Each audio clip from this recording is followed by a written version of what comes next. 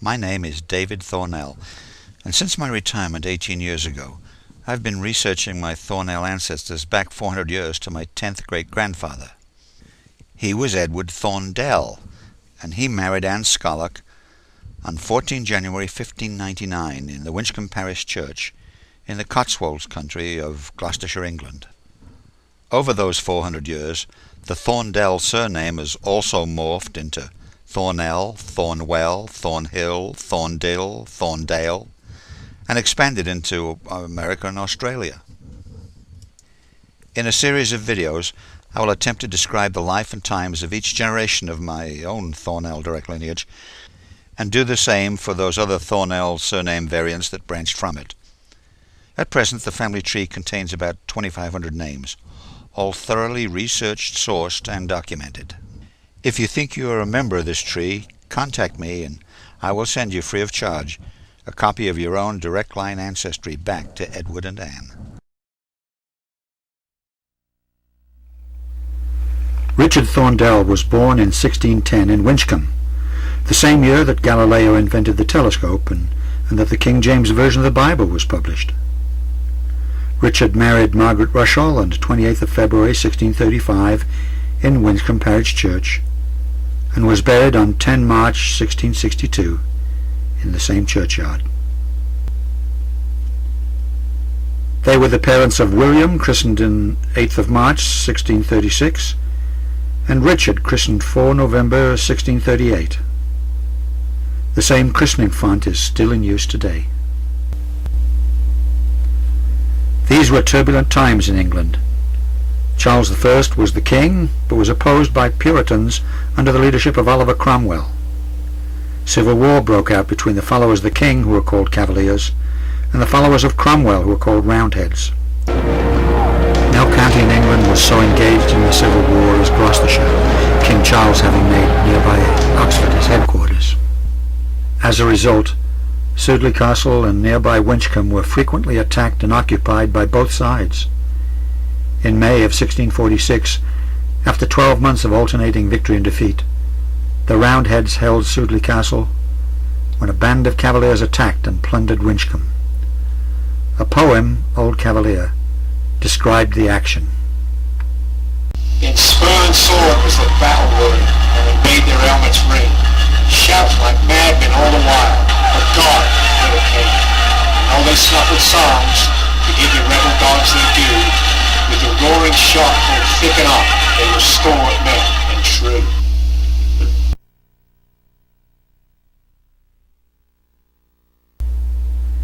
Periodicals were published by both sides, which gave accounts of the status of the fighting.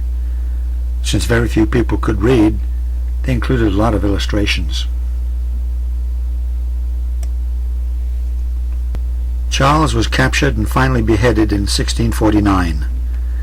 Cromwell dissolved Parliament and governed England until his death in 1660.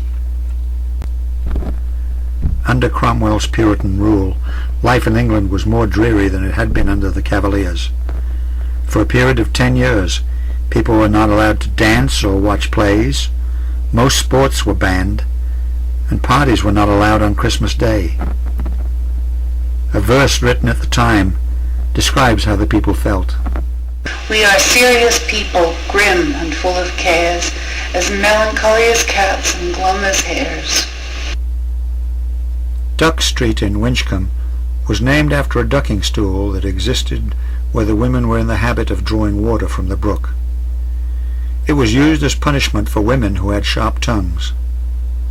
When any unfortunate culprit was carried down Duck Street to the brook, there was a great deal of commotion and excitement, as almost all Winchcombe turned out to see the poor woman dipped, and the ardour of her tongue cooled.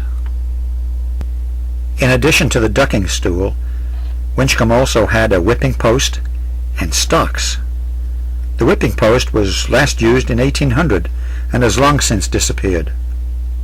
The stocks are still there.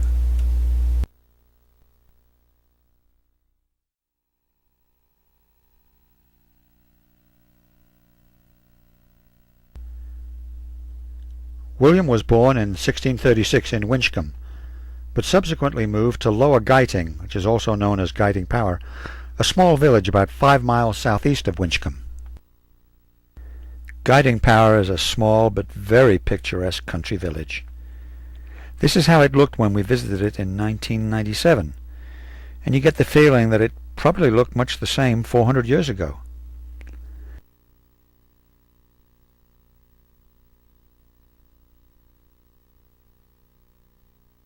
I don't know where William lived or what he did for a living. I don't even know where, when, or who William married, except that her name was Elizabeth, and that they christened 2 sons, William in 1666 and Richard in 1670. We are descended from Richard. To avoid confusion with his son William, the father became known as William the Elder, and his wife as Elizabeth the Elder.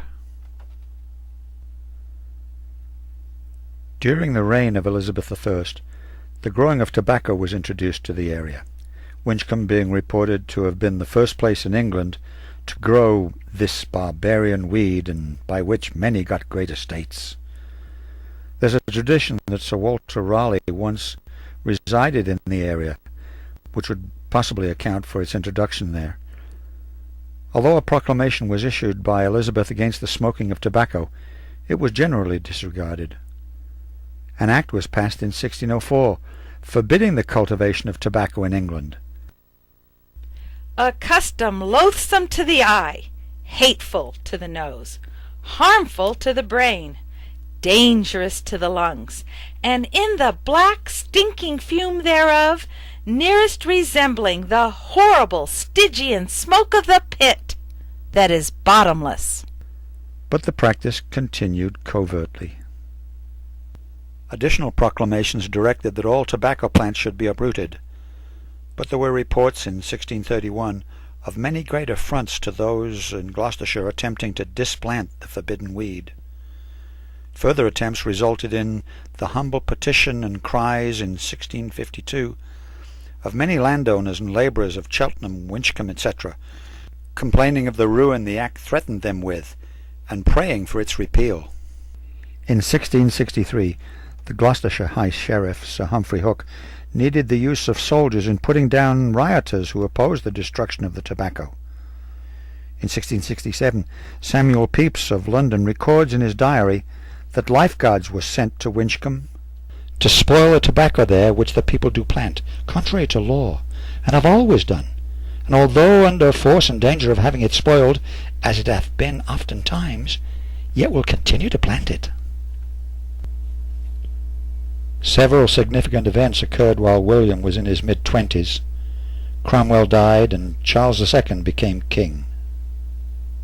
By 1660, most of the people in England were tired of the Puritan ways, and having King Charles back on the throne was the signal for many celebrations. On the 5th of March 1660, the bellman of Bristol made the usual Puritan proclamation banning cock-throwing and dog-tossing.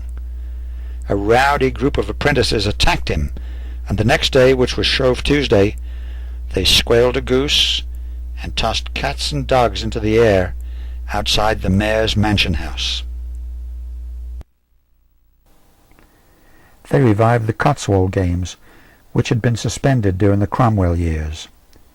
Activities included dice, cards, bowling, acrobatics, cockfighting, bull baiting, horse racing, cross-country, jumping, wrestling, shin-kicking, sword-play, throwing the sledgehammer, single-stick, and jingling. Jingling was played by about 8 men entering a ring all blindfolded but one, and that one had bells in his hands which he kept ringing by running around the ring. If he were caught within a certain time by one of the blindfolded, the captor gained the prize, but if the jingler escaped until time expired, he won the prize. Teams of Morris dancers attended, spruce lads sprigging up their Sunday clothes with ribbons around their hats and arms and bells on their legs. They were attended by a jester called the Tom Fool, who carried a large stick with a bladder tied to one end, and he used to buffet that around to make room for the dancers. The prizes for these activities included not only silver trophies, but also yellow favours, which as many as 500 gallons gained.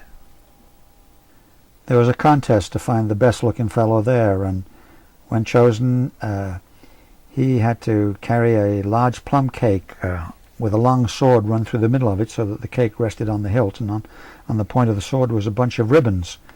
And whenever he saw a good-looking girl or anyone that merited it, he would treat them to a slice of the cake. The games attracted people from all ranks of society, some of whom came 60 miles to see them. They were held within a few miles of Winchcombe and continued annually till the mid-1800s.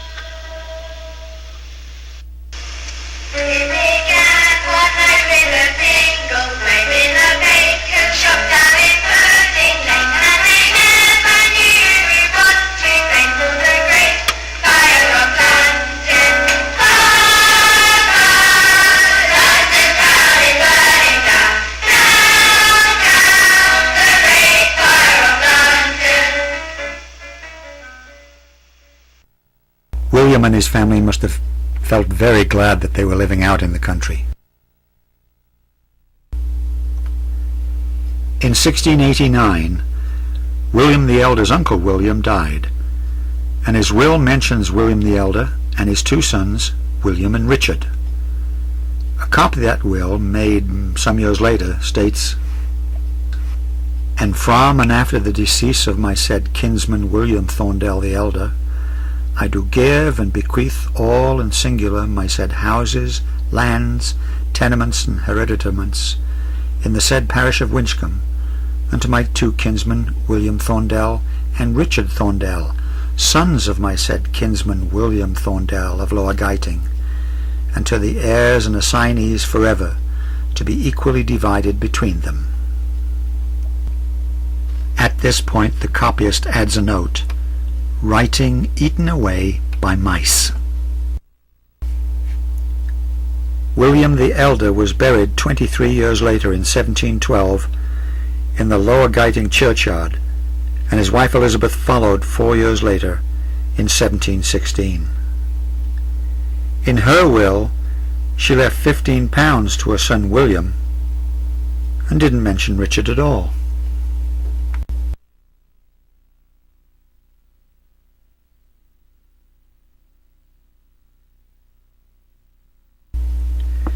It is through the descendants of the son William that the spelling of the surname eventually changed to Thorndill, and the branches of the Thorndell and Thorndill surnames emigrated to the USA in the 1850s.